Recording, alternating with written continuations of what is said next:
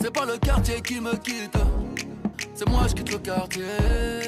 Dans l'histoire du rap français, peu de noms suscitent autant de fascination, de débats et parfois même de crainte que celui de Booba. Entre clashs incendiaires, provocations virales et réussites éclatantes, une question obsède les fans comme les détracteurs. Comment cet homme a-t-il réussi à toujours retomber sur ses pieds, même quand tout semblait perdu ? Car derrière chaque polémique, chaque buzz orchestré ou subi, se cache un move précis, une décision stratégique que peu ont réellement perçue, mais qui a tout changé. Une seule manœuvre qui a transformé un rappeur de banlieue en légende vivante. Et tu vas le découvrir à la fin de cette vidéo. Mais pour comprendre, pour vraiment comprendre, il faut revenir au tout début, là où tout a commencé.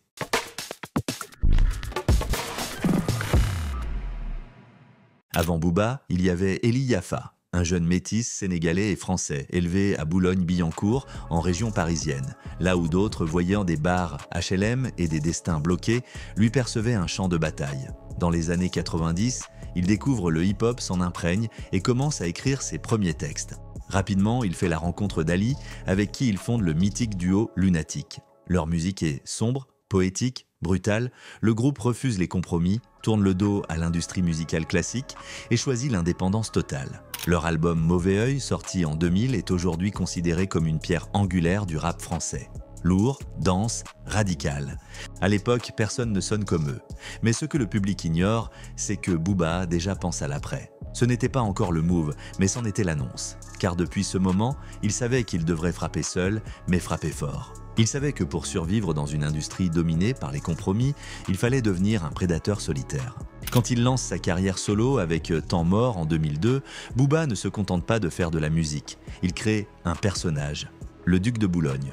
Un être à la fois distant et dominateur, là où les autres racontent de leur vie de galère, lui parle d'empire, de Bentley, d'actions en bourse, de Rolex, de guerre. Il injecte dans le rap français une esthétique américaine sans en perdre son ancrage francophone. Il s'inspire ouvertement de Jay-Z, de Tupac, de 50 Cent. Mais il ne copie jamais. Il adapte, il transforme. Et surtout, il prépare un plan, une vision à long terme. Chaque album est une brique dans une construction mentale. Panthéon, Westside, Lunatic, Futur, Trône, Ultra. Booba évolue, change de style, se réinvente sans jamais se renier. Il ne fait pas que suivre les tendances. Il les crée, il repousse les codes, il choque, il fascine. Et derrière lui, une armée de fans inconditionnels grandit. Mais dans l'ombre de ses projets, un autre chantier, plus invisible, prend forme.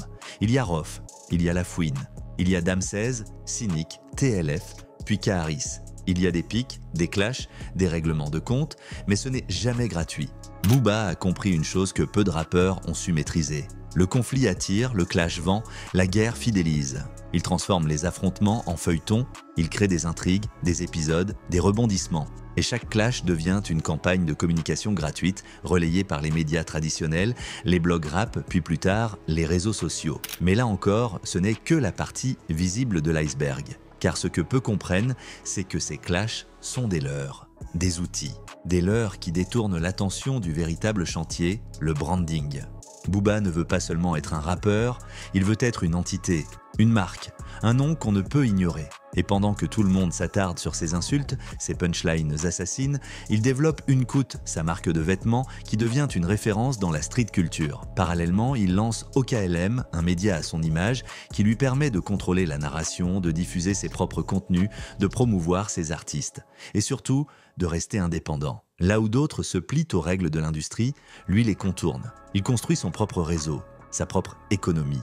Et puis arrive Instagram. Là encore, Booba est en avance. Il comprend que ce réseau est un nouveau champ de bataille. Il poste, il pique, il déclenche des tempêtes. Il devient le maître de l'algorithme. Chaque publication est pensée pour faire réagir, pour faire rire, pour choquer. Il devient un expert du buzz, une machine de guerre médiatique. Il ne poste jamais sans intention. Tout est millimétré, calculé. Et pendant que ses rivaux s'épuisent à répondre, lui vend. Mais ce que personne ne voit, c'est qu'il a déjà posé une carte invisible sur la table. Un coup préparé depuis des années. Un move silencieux, mais fatal. Aujourd'hui, Booba ne vit plus vraiment en Gardie en France. Il partage sa vie entre Miami et Dubaï. Il parle investissement, crypto, NFT, IA. Il continue de rapper, de signer des artistes, de lancer des tendances. Il est devenu une figure tutélaire du rap français. Un monument vivant. Mais alors, pourquoi lui ? Pourquoi Booba est-il toujours là, toujours au sommet, quand tant d'autres ont disparu, sombré ou simplement été oubliés? La réponse tient en une seule phrase, Booba ne vend plus de musique, il vend une histoire. Et cette histoire, ce n'est pas celle d'un simple artiste, c'est celle d'un homme qui s'est forgé seul, contre vents et marées, dans un environnement qui ne laissait aucune place à la fragilité. C'est celle d'un enfant de banlieue devenu une figure mythique, un entrepreneur visionnaire, un provocateur calculé, une énigme médiatique. C'est ça, le move. C'est ça, le twist que beaucoup n'ont jamais compris. Depuis 2009, Booba a cessé d'être un simple rappeur qui enchaîne les albums. Il a commencé à façonner un récit. Il a tissé les fils d'une légende moderne où chaque succès, chaque chute, chaque scandale, chaque résurrection sert une narration plus grande que lui-même. Il ne crée plus seulement des projets musicaux, il sculpte une identité, il entretient une flamme, il construit un mythe générationnel. Il a compris une vérité simple mais puissante.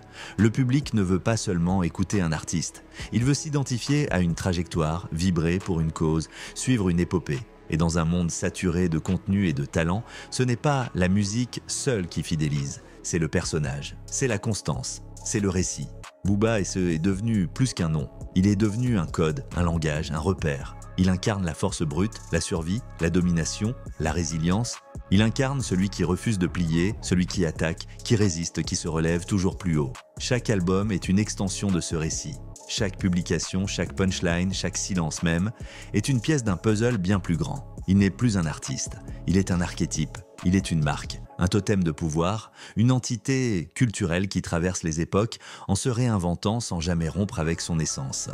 Tant que ce symbole reste cohérent, tant qu'il continue de nourrir sa légende avec discipline, flair et brutalité, l'Empire tiendra. Parce que ce n'est plus un jeu de hit parade, c'est une guerre d'image, une guerre d'attention, une guerre d'occupation mentale. Et dans cette guerre, Booba a compris qu'il faut être omniprésent, imprévisible et inoubliable. Alors, la prochaine fois que tu verras un clash sur Instagram, une pique bien placée, une phrase virale ou une image qui fait le tour du web, ne te laisse pas piéger. Pose-toi la vraie question, est-ce un débordement ou est-ce un chapitre savamment orchestré d'une série qui dure depuis 2 décennies? Parce qu'au fond, Booba ne fait plus simplement du rap. Il ne vend plus des disques. Il incarne une stratégie. Il personnifie un empire. Il écrit une saga. Et tant que cette saga continue de captiver, il restera invincible. Merci d'avoir suivi un nouvel épisode de Tapis Rouge. N'oubliez pas de liker et de vous abonner pour ne rien manquer de l'actualité sur la vie des stars.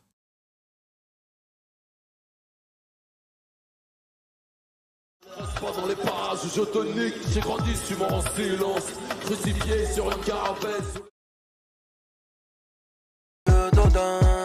Je fais ni la queue au Ritz, ni au McDonald's. C'est pas le quartier qui me quitte, c'est moi je quitte le quartier.